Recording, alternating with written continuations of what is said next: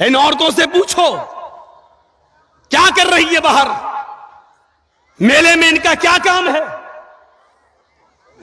کیوں گھوم رہی ہو تم میلے میں، اور جلسوں میں نئے کپڑے پہن کر آنے کا مقصد کیا ہے، جلسوں میں لپسٹک لگانے کا مقصد کیا ہے، جلسوں میں آ رہی ہو تو کریم اور پاؤڈر لگانے کا مقصد کیا ہے، جلسوں میں آ رہی ہو تو چمکتی ہوئی ساڑی پہن کے آنے کا مقصد کیا ہے۔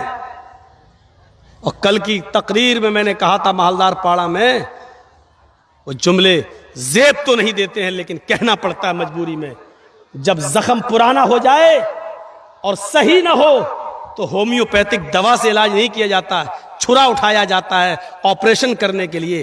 قسم خدا کی ایسا لگ رہا تھا جیسے ایک کتیا کے پیچھے 10 کتے دوڑ رہے ہوں، یہ حال ہے۔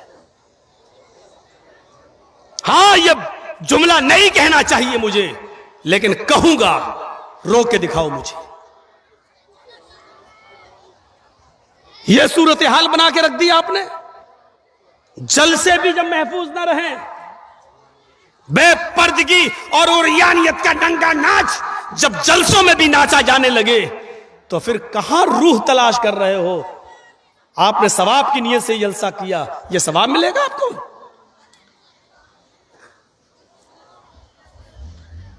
مردوں سے آواز نہیں آ رہی ہے، دیکھ رہے ہیں آپ، اور عورتوں کی آواز ابھی بھی یہاں تک آ رہی ہے نا؟ آپ دیکھ لیجئے، پتہ نہیں کون مشورہ دیتا ہے اتنا قریب ان عورتوں کو بٹھالنے کا آپ کو۔ ان کو تو 2 کلومیٹر دور انتظام کرنا چاہیے۔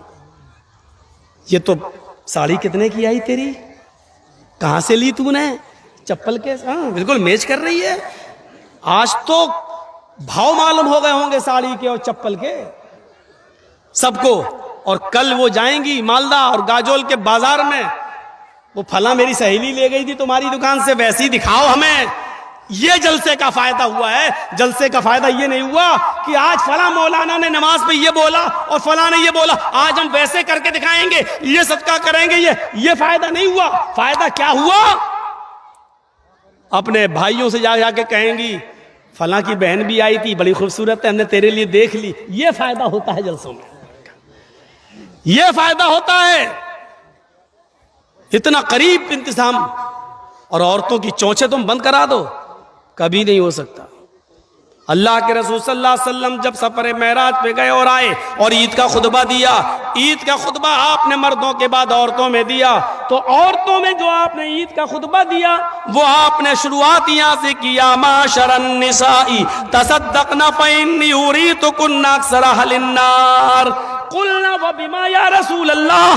اللہ کے نبی خطبہ جو شروع کر رہے ہیں عورتوں کا، تو اس میں آپ یہ کہہ رہے ہیں، آئے لیڈیز، آئے خواتین، آئے محمد رسول اللہ پر ایمان لانے والیو، صدقہ کرو، زیادہ سے زیادہ خیرات کرو، اللہ کی راہ میں دو۔ انی اریتکن اکثر اہل النار۔ جب میں معراج پہ گیا مجھے جہنم دکھائی دی، تو جہنم میں سب سے زیادہ جلتی ہوئی میں نے عورتوں کو دیکھا ہے۔ عورتیں جہنم میں سب سے زیادہ جل رہی تھی۔ قلنا وبما، صحابیات نے کہا اللہ کے رسول بس اس کے آگے ہم کچھ نہیں سنیں گے، آپ نے یہ کہہ دیا عورتیں سب سے زیادہ جہنم میں جلتی ہوئی میں نے دیکھی، وجہ بتا دیجئے، ریزن بتا دیجئے، ہم اس پر عمل کریں گے تاکہ جہنم میں ہماری تعداد زیادہ نہ ہو۔ عمل کے لیے 2 گھنٹے کی تقریر نہیں ہوئی تھی، 3 گھنٹے کا لیکچر نہیں ہوتا تھا اللہ کے رسول کے زمانے میں۔ اس عورتوں نے کیا کہا؟ ان عورتوں نے قلنا وبما، قلنا جمع مذکر غائب کا صیغہ یہ بتلا رہا ہے، ایک نے نہیں ساری عورتوں نے کیا کہا؟ اے اللہ کے رسول ہمیں وجہ بتائیے، ریزن، عورتیں جہنم میں سب سے زیادہ جلتی ہوئی کیوں دکھائی دی؟ تو اللہ کے رسول نے پہلا ریزن، پہلی وجہ بتائی تکثرن اللعن، اور دوسری وجہ بتائی تکفرن العشیر۔ پہلی وجہ لان تان زیادہ کرتی ہو، زبان بہت چلاتی ہو، منہ بہت چلاتی ہو، تمہارا منہ بند ہوتا ہی نہیں ہے۔ حقیقت ہے 2 عورتیں اگر کہیں بیٹھ جائیں تو کمپنی مل جاتی ہے،